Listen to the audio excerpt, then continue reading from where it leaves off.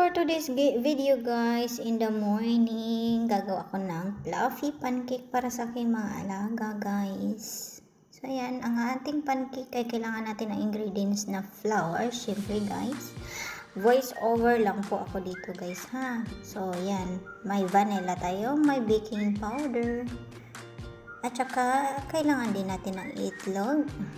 At saka kailangan din natin ng baking soda konti at lagyan din natin ng butter or oil at saka sugar guys. So sa pagano din natin kailangan natin sukatin at saka may strainer syempre. So for the first natin gagawin ang magano tayo ng flour guys. So batil pala tayo ng itlog. Yan pala ang una sa liquid. Tapos sa recipe kong yan guys, mayroon tayong 3 itlog dyan. Tapos lagyan natin ng vanilla essence. At next ay lagyan din natin ng sugar. Ayan guys, nag voice over lang po tayo guys kasi while recording pala, wala pala akong voice, wala pala akong mic dyan guys, kaya ayan, binoise over ko lang. Ang narinig ko lang dyan guys, kaluskos, kaya inalis ko na lang yung kaluskos, kaya voice over. So ayan guys, nagtatakbo ako dahil nakalimutan ko ang salt para pang-balance sa tamis. Kaya hindi siya masyadong matamis guys. Hindi siya masyadong matamis ang timpla ko dyan. May magtatanong bakit 3 yung itlog guys. Siyempre, kailangan natin ng fluffy. Meaning fluffy, kailangan talaga natin ng itlog. So ngayon guys, ginawa ko na, haluin ko na naman tong powder, mga powder, ingredients, dry ingredients. So flour, naglagay ako dyan 2 cup. Tapos next yan guys, naglagay ako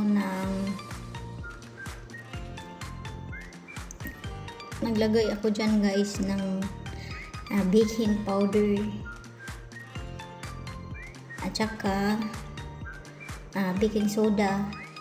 Yan ang ginawa ko guys ha. So after nyan guys, syempre mo yan, tigdig ganyanin mo siya guys para maghalo.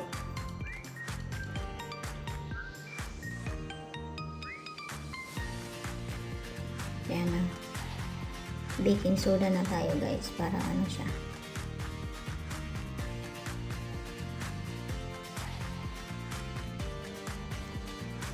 At syempre, paghaluin natin yan guys. So lalagyan natin yung nakalimutan ko pala ilagay sa butter, yung butter doon sa liquid. So yung liquid hinalo-halo na natin guys. Yan, ilagay na yung lahat. Huwag lang kalimutan. Yan na siya guys, naghalo-hala na ako dyan. Happy Mother's Day pala guys. Feel ko yung pagiging mother ko today guys kasi may nag-greet sa akin. So ayan guys, nilagyan natin ng oil. Muntik ka na makalimutan ng oil guys.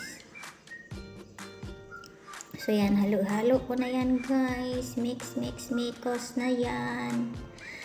Pagkatapos yan guys, nilagyan ko na naman ng milk.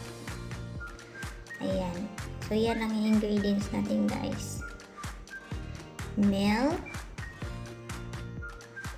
egg, butter, vanilla, tsaka milk.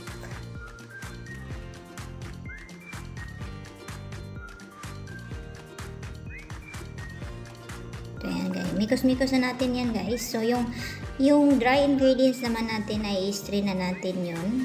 Ayan. Para matanggal, mawala yung kung mayroong mga nakapasok doon, so ma-strain ko.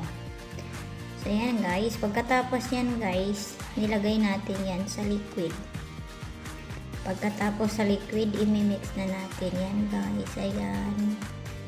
Dahan-dahanin lang yan sa pagmikos-mikos para maano.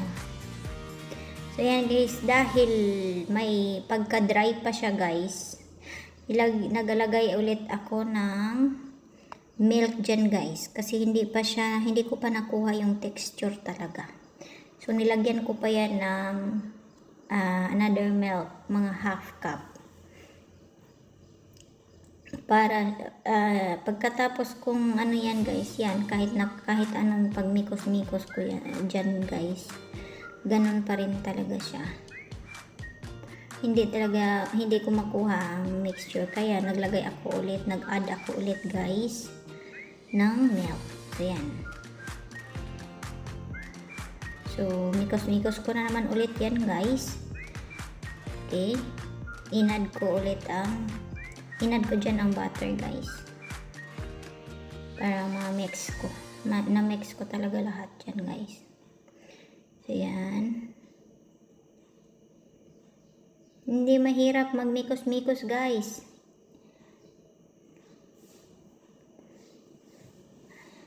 So yan, nilagay ko na dyan guys ang aking additional na milk, kasi nga para makuha yung makuha yung texture niya. Yan ang inano ko. So at that time guys, medyo okay na ang niyan guys. Okay na ang texture ng aking fluffy pancake.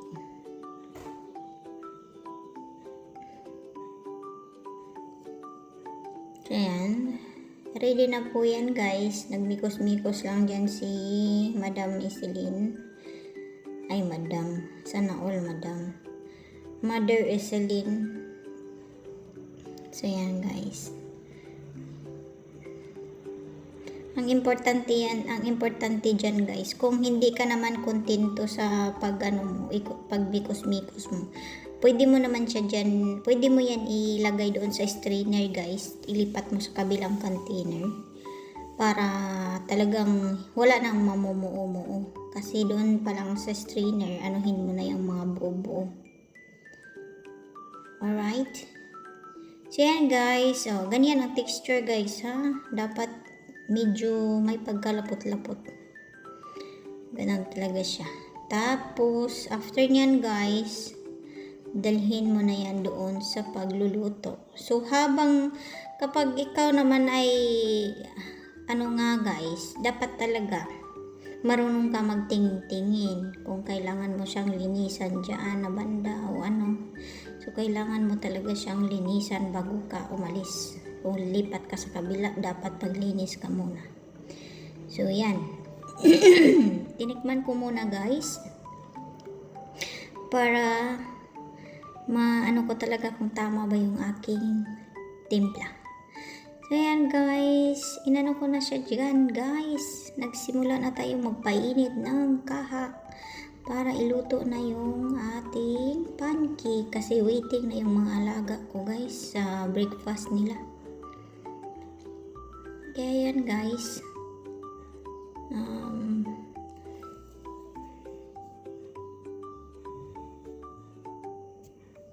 kinakausap ko na lang sarili ko dyan guys ha.